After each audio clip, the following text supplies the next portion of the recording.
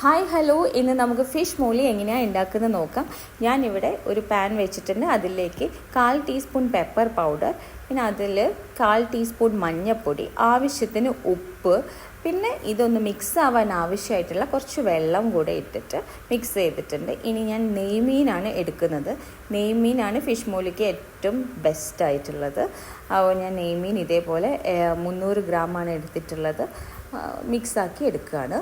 ഇനി ഇത് പെട്ടെന്ന് എനിക്ക് ഉണ്ടാക്കേണ്ടതുമായതുകൊണ്ട് ഞാൻ 15 മിനിറ്റ് സമയം ഫ്രീസ് വയ്ക്കുകയാണ് ചെയ്യുന്നത്. അല്ലെങ്കിൽ 1 മണിക്കൂർ വരെ നമുക്ക് ഫ്രിഡ്ജിൽ വെച്ചാൽ മതി, ഫ്രീസറിൽ വെക്കേണ്ട ആവശ്യമില്ല. ഇനി ഇതിപ്പോൾ 15 മിനിറ്റ് സമയം ഞാൻ ഫ്രിഡ്ജിൽ നിന്ന് എടുത്തിട്ടുണ്ട്. ഇനി കോക്കനട്ട് ഓയിലാണ് ഞാൻ ഫ്രൈ ചെയ്തെടുക്കുന്നത്. ഒരു പാൻ വെച്ചിട്ടുണ്ട്.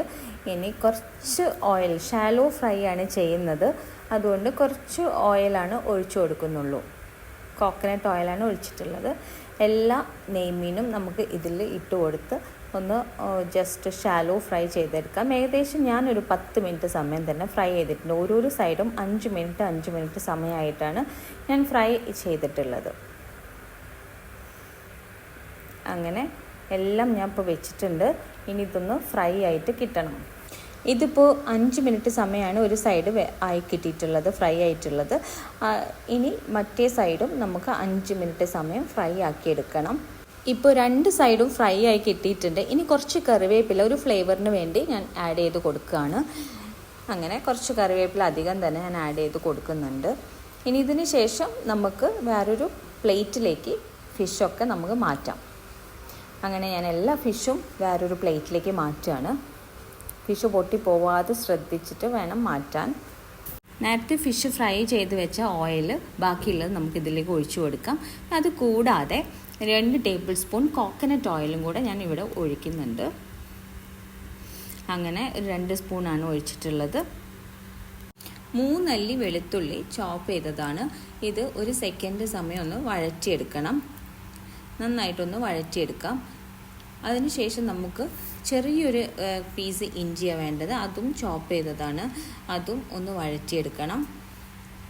നന്നായിട്ടൊന്ന് ഒരു 2-3 സെക്കൻഡ് നേരം ഒന്ന് വഴറ്റിയെടുക്കണം. പിന്നെ 2 പച്ചമുളക് നീളത്തിൽ കീറിയതാണ്. ഇതിൻ്റെ അകത്ത് ഞാൻ മുളക് പൊടി ഒന്നും ആഡ് ചെയ്യാൻ പാടില്ല. പച്ചമുളകാണ് ഇതിൻ്റെ എരിവ്.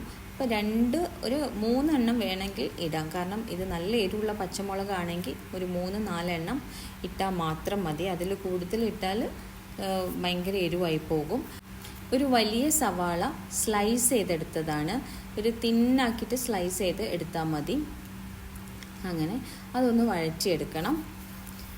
ലൈറ്റ് ഗോൾഡൻ ഷെയ്ഡ് ആവുന്ന വരെ ഒന്ന് വഴറ്റിയെടുക്കാം. ഏകദേശം ഒരു 5-10 മിനിറ്റ് സമയമാണ് വഴന്ന് കിട്ടാൻ ആവശ്യമായിട്ടുള്ളത്.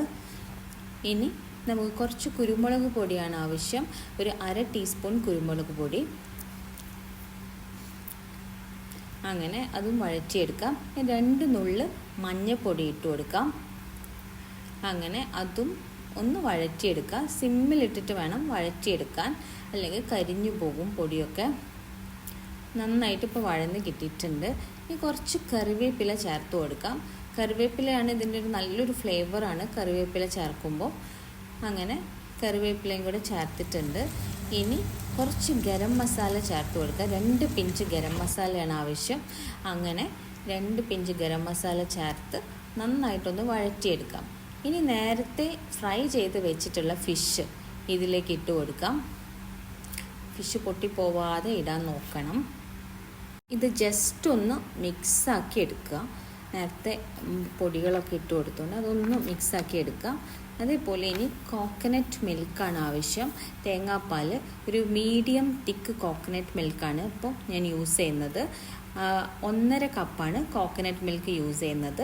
ആ 1.5 കപ്പ് കോക്കനട്ട് മിൽക്കിലേക്ക് ആവശ്യത്തിന് ഉപ്പും ചേർത്ത് നമുക്കതൊന്ന് മിക്സാക്കി എടുക്കണം. എന്നിട്ടൊരു 10 മിനിറ്റ് സമയം നന്നായിട്ട് വേവിച്ചെടുക്കണം. ഏകദേശം ഈ ഫിഷും കോക്കനട്ട് മിൽക്കും നേരത്തെ മസാലയും ഒക്കെ ഒന്ന് ഇതേപോലെ ഒന്ന് തിളച്ച് കിട്ടണം. ഒന്ന് അടച്ച് വെച്ചിട്ടാണ് ഞാൻ ഒരു 10 മിനിറ്റ് സമയം കുക്ക് ചെയ്തെടുക്കുന്നത്. അങ്ങനെ ഇപ്പോൾ നല്ല തിക്കായിട്ടുള്ള കോക്കനട്ട് മിൽക്കാണ് ഇനി അടുത്തത്. അത് 1 കപ്പാണ് ഒഴിച്ചിട്ടുള്ളത്. ഈ കോക്കനട്ട് മിൽക്ക് ഒഴിച്ചു കഴിഞ്ഞാൽ 1 സെക്കൻഡ് സമയം മാത്രമേ ഗ്യാസ് ഓൺ ആക്കി വെക്കാൻ പാടുള്ളൂ. അതിനുശേഷം ഒന്ന് അടച്ച് വയ്ക്കുക, ഗ്യാസ് 1 മിനിറ്റ് സമയം ഒന്ന് അടച്ച് വയ്ക്കുക. അങ്ങനെ ഇതെല്ലാം ഒന്ന് കുക്കായിട്ട് കിട്ടിയിട്ടുണ്ട്. 1 മിനിറ്റ് ആയപ്പോൾ ഒന്നിങ്ങനെ ഇതേപോലെ ചൂടായി വന്നിട്ടുണ്ട്. ചൂടായി വന്നു കഴിഞ്ഞാൽ നമ്മളിനി ചെയ്യേണ്ടത് ഒരു കറിവേപ്പില വെച്ച് കൊടുത്തിട്ടുണ്ട്. പിന്നെ നമുക്ക് കുറച്ച് കോക്കനട്ട് ഓയിലാണ് ഇതിൻ്റെ മേലെ ഒന്ന് സ്പ്രെഡ് ചെയ്യേണ്ടത്. അതൊരു പ്രത്യേക ടേസ്റ്റ് ആയിരിക്കും. ഇനി ഒരു തക്കാളി ഇതേപോലെ റൗണ്ടിൽ കട്ട് ചെയ്ത് വെച്ച് കൊടുക്കാം. ഇത് വളരെ ടേസ്റ്റിയാണ്, എല്ലാവരും ഒന്ന് ട്രൈ ചെയ്യാം.